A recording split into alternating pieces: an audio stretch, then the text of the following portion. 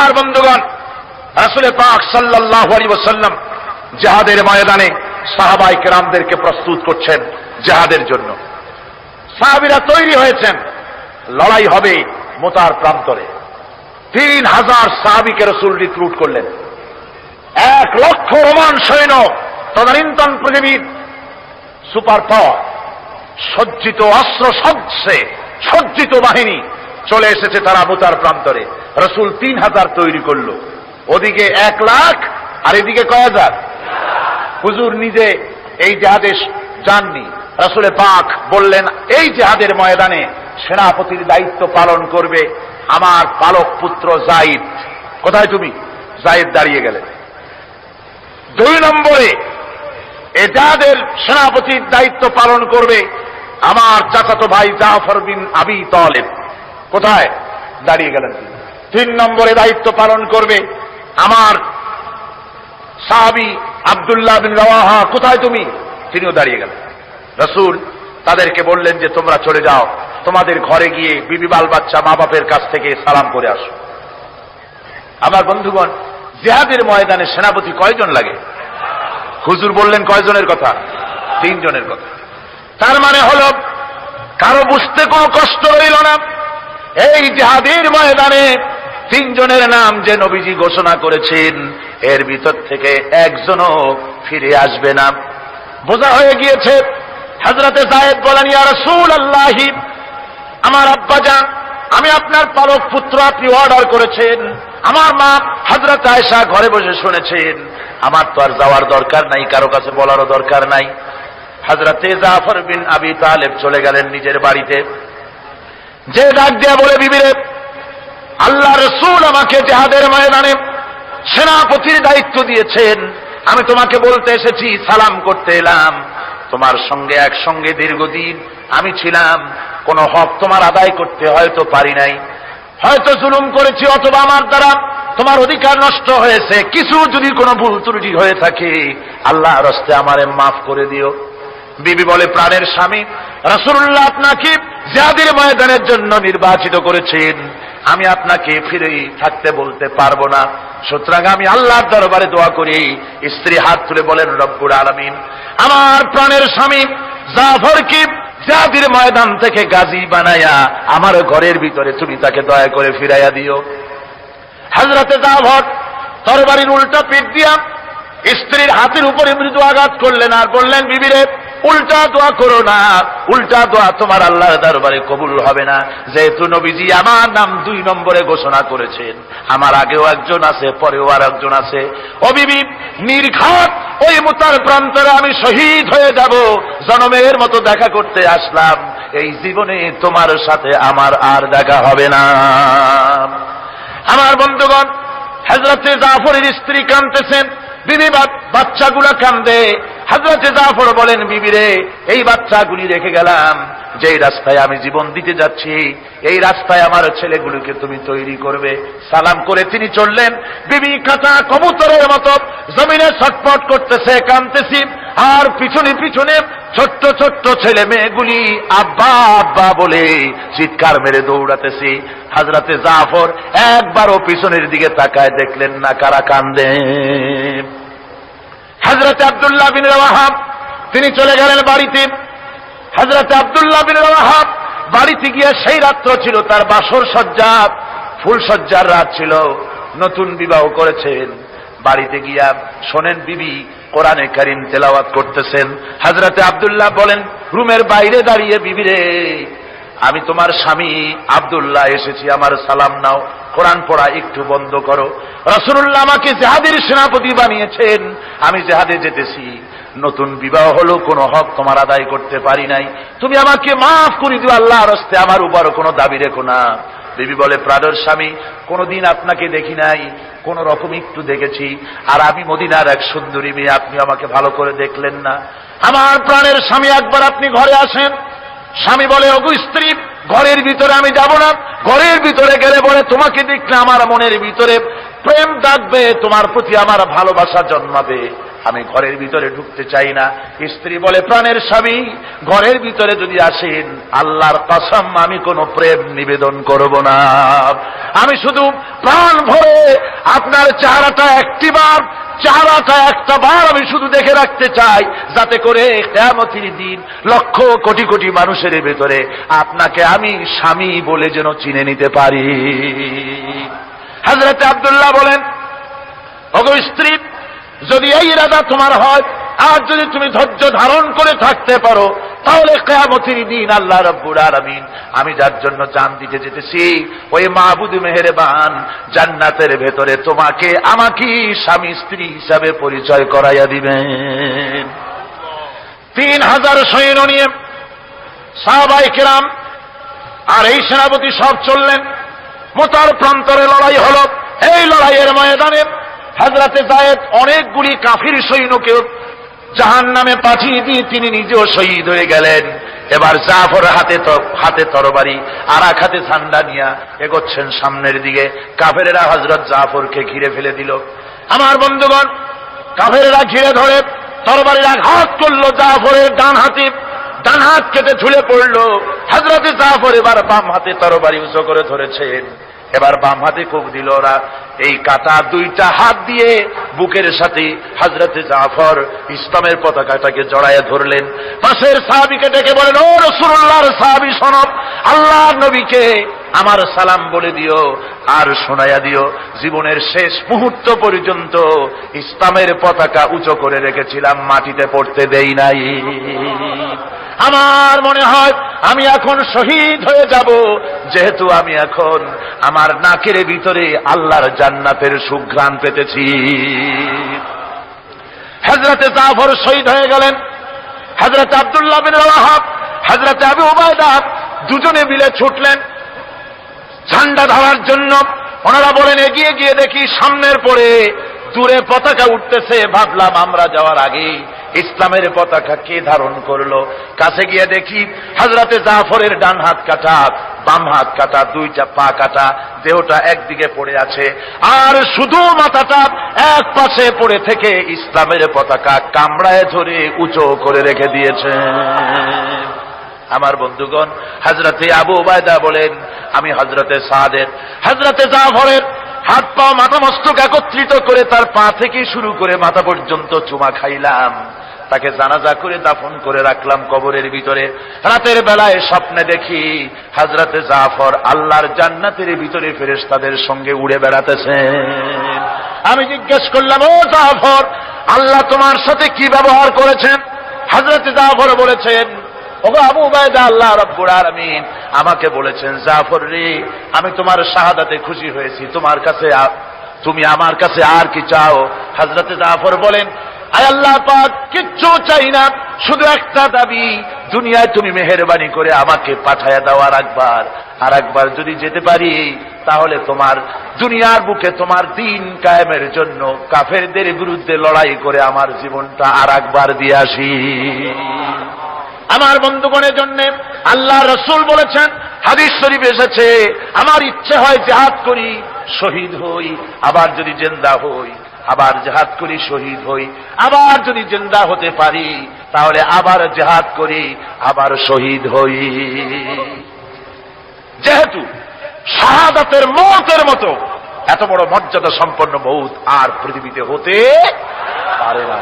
আমার ভাইরা, ইসলামের জন্য জান দেওয়ার জন্য, মাল দেওয়ার জন্য সাহাবায়ে কেরাম এভাবে প্রস্তুত ছিলেন। নিজেদের জীবন তারা আল্লাহর সামনে নজরানা পেশ করেছেন, শহীদ হয়েছেন, আল্লাহ দ্বীন কায়েমের জন্য তারা প্রচেষ্টা করেছেন। আল্লাহর পথে যারা জিহাদ করার সিদ্ধান্ত নেন, মহান আল্লাহ স্বয়ং তাদের সাহায্য করেন। যুগে যুগে আমরা এর প্রমাণ পেয়েছি, আর তাই মুসলমানরা কাফেরদের উপর বরাবর বিজয়ী হয়েছে। এই ইসলামকে প্রতিষ্ঠিত করার জন্য প্রয়োজন রয়েছে জিহাদের। কিসের প্রয়োজন? কিসের? জিহাদের প্রয়োজন। সেই জিহাদ করতে কি আপনারা তৈরি আছেন? জিহাদের জন্য তৈরি আছেন? সেই জিহাদ কিন্তু সেই জিহাদ মানে কি? সেই জিহাদের আবার অপব্যাখ্যা করা হয়েছে। জিহাদের অপব্যাখ্যা করা হয়েছে এইভাবে যে ওয়ালাকিন কলমদার কাফে দুশমনাস, দুশমনের হাতে কলম ছিল, ওরা যেমন খুশি আমাদের ইতিহাসকে চিত্রিত করেছে। ওরা বলেছে ইসলামের ইতিহাস থেকে তরবারি আর রক্তের গন্ধ আসে, কিন্তু আসলে জিহাদের অর্থ তো তরবারির যুদ্ধ নয়। জিহাদের অর্থ হচ্ছে যে কোনো উদ্দেশ্যকে সফলতায় পর্যবসিত করার জন্য যে প্রাণান্তকর প্রচেষ্টা করা হয়, ওই প্রচেষ্টার আরবি নাম হচ্ছে জিহাদ। আর যুদ্ধ তার আরবি হচ্ছে হার্ব। যুদ্ধের আরবি কি? হার্ব, ওয়ার। ইংরেজিতে ওয়ার, আরবিতে হার্ব।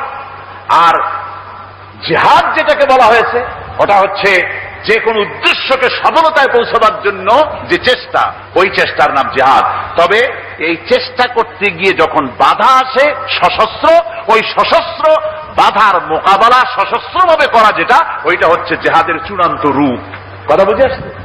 ইসলাম প্রথমে কাউকে আক্রমণ করে না, ইসলাম প্রথমে কাউকে আক্রমণ করে না, আক্রান্ত হলে পরে তারপরে এর জবাব দেয়। ঠিক কিনা? দেখেন না, হযরত আলী রাদিয়াল্লাহু তাআলা আনহু ওই যে খায়বারের যুদ্ধে, সেইখানে কেউ খায়বারের এই দুর্গ মুসলমানদের হাতে আসে না, প্রতিদিন যুদ্ধ হচ্ছে, অথচ যুদ্ধে কোনো ফলাফল দেখা যাচ্ছে না।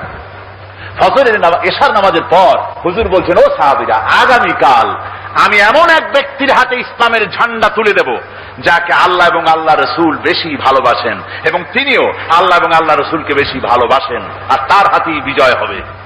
হযরত ওমর রাদিয়াল্লাহু তাআলা আনহু বলেন, আমার এরকম পেরেশানির রাত জীবনে আর কখনো গেছে কিনা জানি না, আমি সারা রাত পেরেশান ছিলাম যে ওই ব্যক্তিকে আমি হতে পারবো। ফজরের নামাজের পর আল্লাহর নবী বলছেন, সাহাবীরা, আমার আলী কোথায়, তাকে দেখছি না কেন?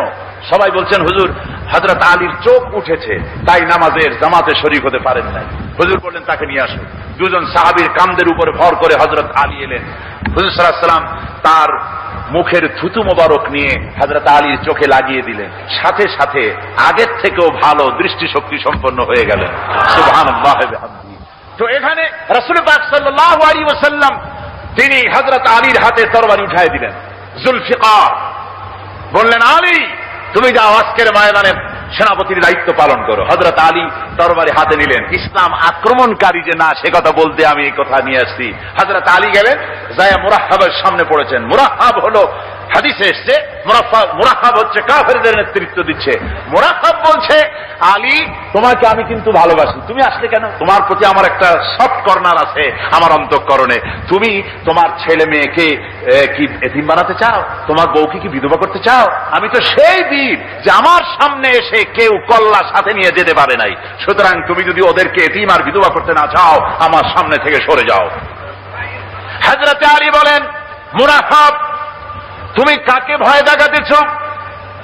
তোমার তরবারি এই সমাজের কিছু কাফেরেরা ভয় করতে পারে, তুমি কি আমারে চেনো নাকি? তুমি কারে ভয় দেখাও? তাম পৃথিবীর সমস্ত কাফেরদের উপরে আল্লাহ রাব্বুল আলামিন আমাকে বাগ বানায় পাঠিয়েছেন। তরবারি দিয়ে প্রমাণ হবে।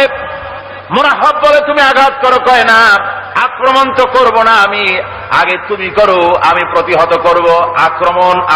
আক্রান্ত হলে পরে তারপরে জবাব দেব।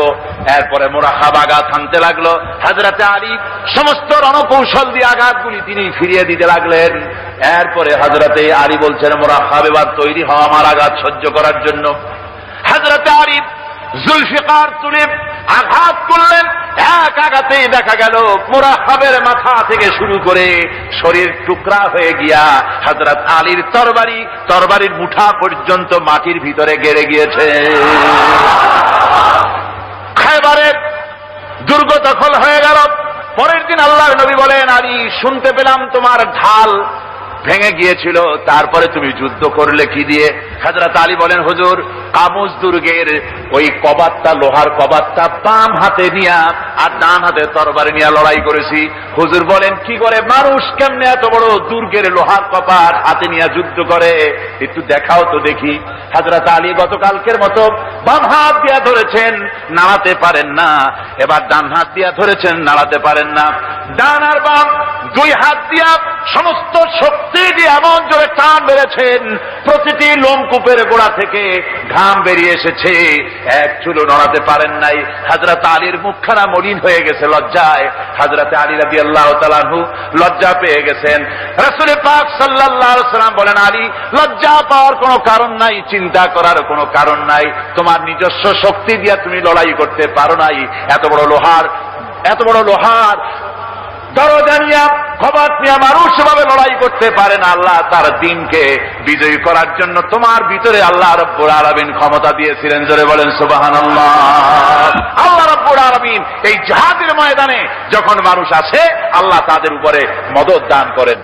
আমার বন্ধুগণ, আল্লাহর দ্বীনকে জমিনের উপরে প্রতিষ্ঠিত করার জন্য যদি আমরা আজও যদি ঐক্যবদ্ধ হই দ্বীন কায়েমের জন্য, তাহলে আল্লাহ রাব্বুল আলামিন আমাদেরকে মদদ করবেন। আল্লাহ পাক কোরআনে কারীমের মধ্যে বলেছেন, ওয়া কানা হাক্কান আলাইনা নাসরুল মুমিনিন। মুমিনদেরকে সাহায্য করা আমি আল্লাহর জন্য ওয়াজিব হয়ে যায়। জোরে বলেন সুবহানাল্লাহ। মুমিনদের জন্য সাহায্য করা আল্লাহর জন্য কি হয়ে যায়? ওয়াজিব হয়ে যায়। ভাইরা একটু বৃষ্টি সহ্য করেন না, খুব বেশি বৃষ্টি। আচ্ছা, এটা রহমত। এটা কি রহমত? আমার ভাইরা, জিহাদের ভিতরে সাহাবায়ে কেরাম আল্লাহর জান্নাতে যাওয়ার জন্য তারা জিহাদ করেছেন। তারা দেশ দখলের জন্য জিহাদ করেন নাই, দিন প্রতিষ্ঠার জন্য লড়াই করা ফরজ। দিন প্রতিষ্ঠার জন্য লড়াই করা কি? যেরকম কি? আর এই ফরজ দায়িত্ব পালন করতে গিয়ে যদি কেউ মারা যায়, তাহলে কোথায় যাবে? কোথায় যাবে? ওই শাহাদাতের মত হচ্ছে একটা সেতু বা একটা ব্রিজ, একটা সাঁকো। এপারে দুনিয়া, ওপারে আল্লাহর জান্নাতুল ফেরদাউস। জোরে বলেন সুবহানাল্লাহ। এই জন্য হযরত ওমর ফারুক রাদিয়াল্লাহু তাআলা আনহু সব সময় দোয়া করতেন, আল্লাহুম্মা রযুকনি শাহাদাতান ফি সাবিলিক ওয়াজআল মাউতি ফি বালাদি রাসূলিক। হে আল্লাহ রাব্বুল আলামিন, আমাকে রাসূলের শহরে মওত দাও, আর আমাকে তোমার দ্বীনের রাস্তায় শাহাদাত মঞ্জুর করো। জোরে বলেন আমিন। এটা আমাদের দোয়া, আমারও দোয়া, আমার সারা জীবনের স্বপ্ন, সারা জীবনের স্বাদ, আল্লাহ যেন শাহাদাতের মওত নসিব করে দেন। জোরে বলেন আমিন। এর থেকে উন্নত মানের মওত আর নাই। ওই প্যারালাইসিস হয়ে বিছানায় পড়ে তড়পায় মরার কোনো দাম নাই।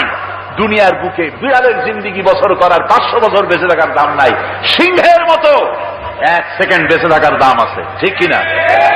আর মওত, প্লীহা, যকৃত, typhoid, paralysis, diabetes, heart attack, kidney পচে যাওয়া, হাবিজাবি মওতের চাইতে আল্লাহর রাস্তায় জিহাদ করে শাহাদাতের মওত সর্বশ্রেষ্ঠ মওত। যেরকম সুবহানাল্লাহ।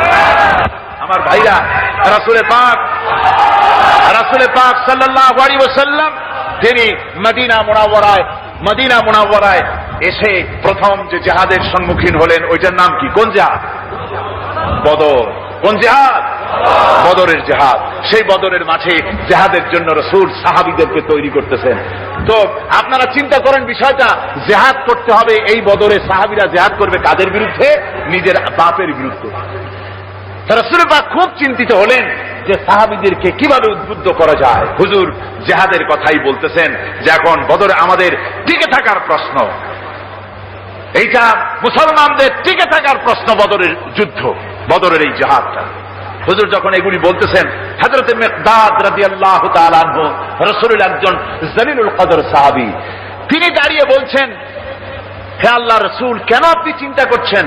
ইমজি বিনা ইয়া রাসূলুল্লাহ হাইসুমা তাশা।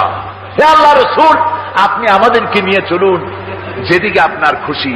হাইসুমা আমারাকাল্লাহ, যেদিকে আল্লাহ আপনাকে নির্দেশ করেন সেদিকে আমাদের নিয়ে আপনি সেদিকেই চলুন।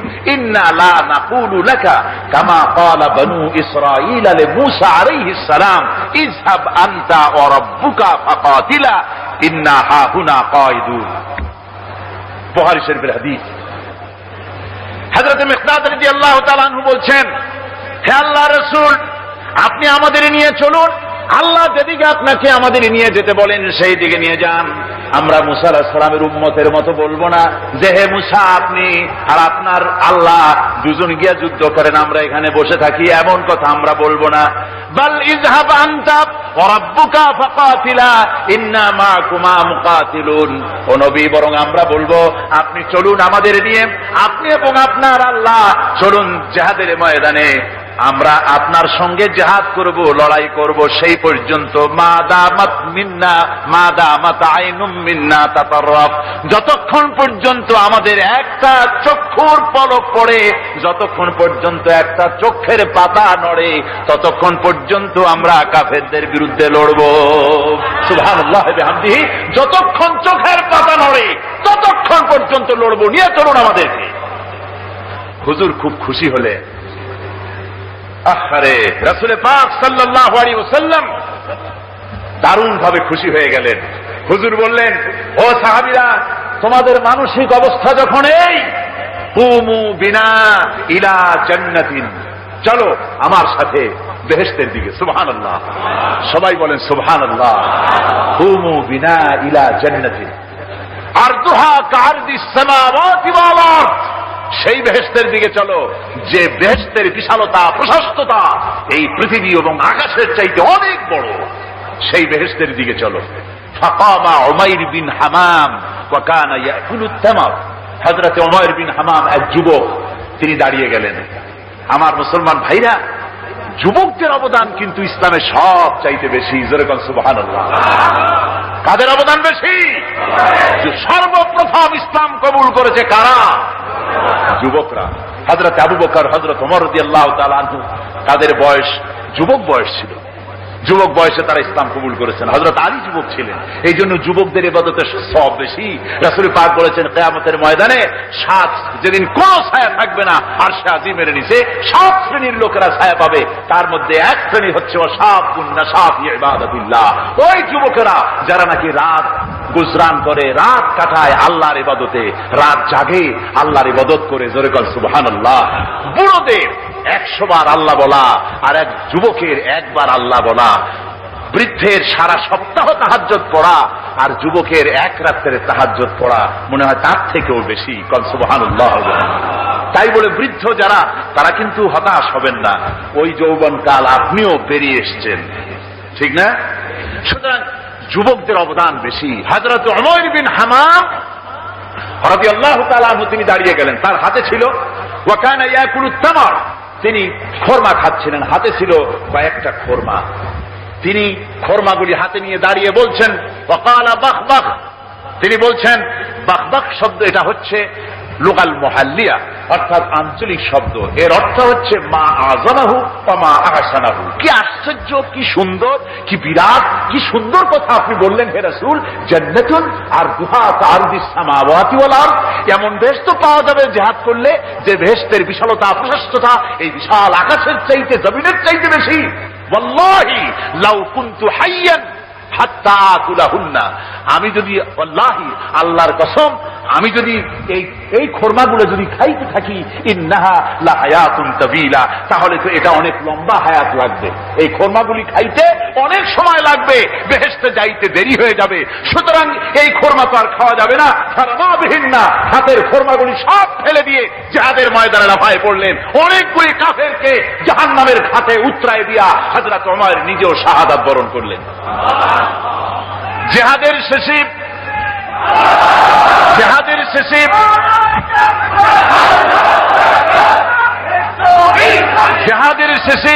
শহাদায়ে বদরের সমস্ত শহীদদের লাশ এক জায়গায় এনে সাহাবীরা বললেন, হে আল্লাহর রাসূল, আপনি যখন জান্নাতের বর্ণনা দিতেছিলেন তখন যে যুবকটা খোরমা খেতেছিল আর জান্নাতের আশায় হাতের খোরমা ফেলে দিয়েছিল, যে এই খোরমাগুলি খাইতে গেলে তো সময় লাগবে অনেক, বেহেশতে যেতে দেরি হয়ে যাবে, এই কথা মনে করে হাতের খোরমা ফিকে ফেলে জিহাদের ময়দানে এসে শাহাদাত বরণ, যে যুবকটি জিহাদ করেছিল তার লাশে সেও শাহাদাত বরণ করেছে।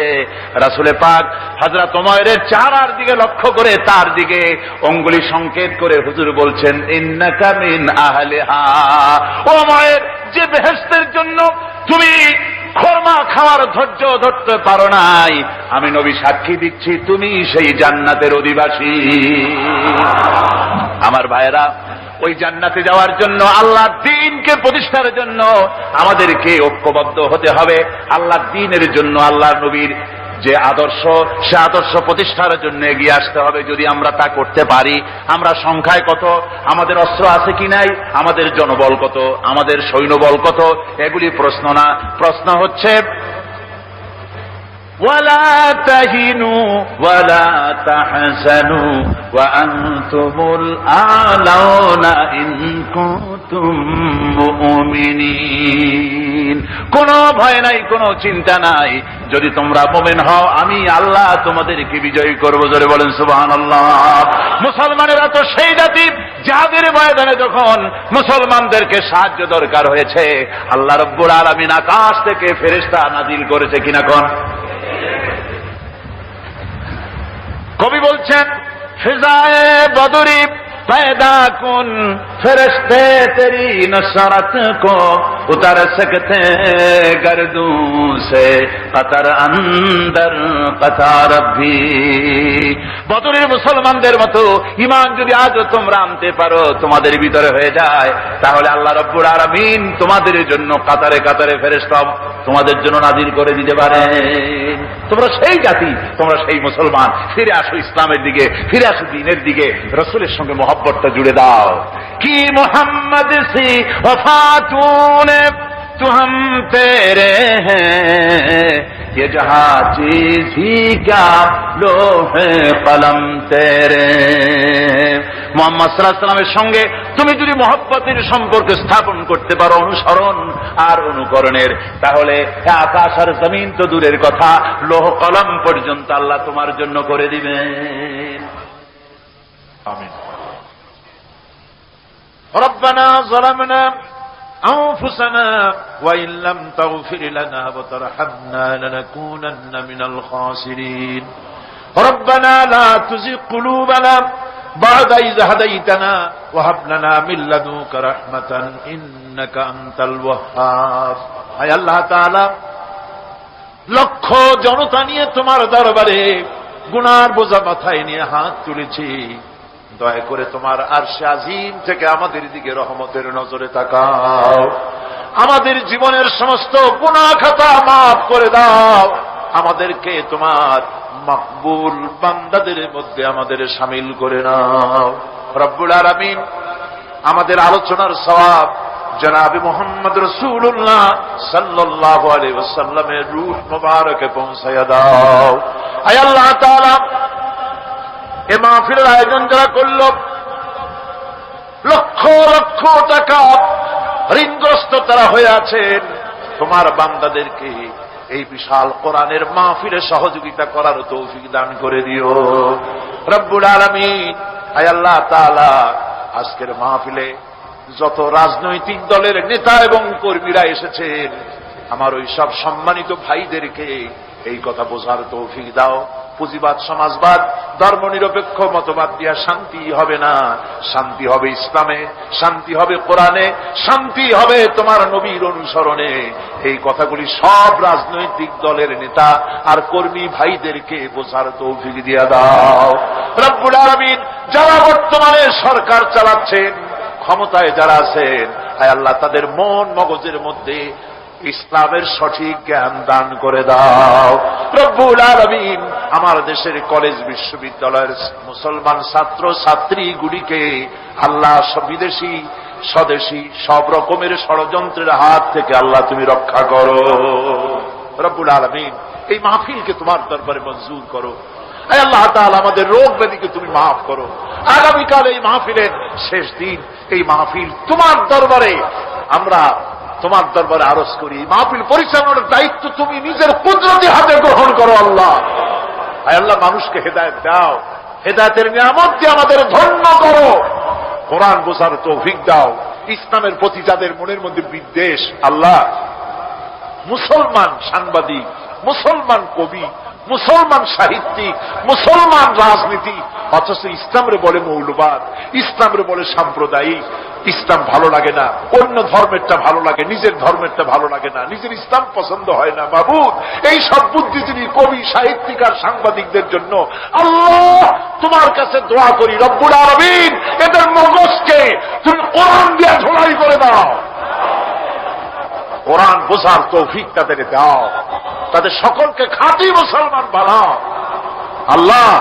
আমার এই দেশ 56,000 বর্গ মাইলের, তোমার হাবিবের পৃথিবীর দ্বিতীয় বৃহত্তম মুসলিম দেশ বাংলাদেশ, এই দেশের প্রতি ইঞ্চি স্বাধীনতা তুমি হেফাজত করো বাবু। এদেশে কোরআনের রাজ কায়েম হয়েছে, এই দৃশ্য আমাদের চোখে দেখে মরার তৌফিক দেই বাবু।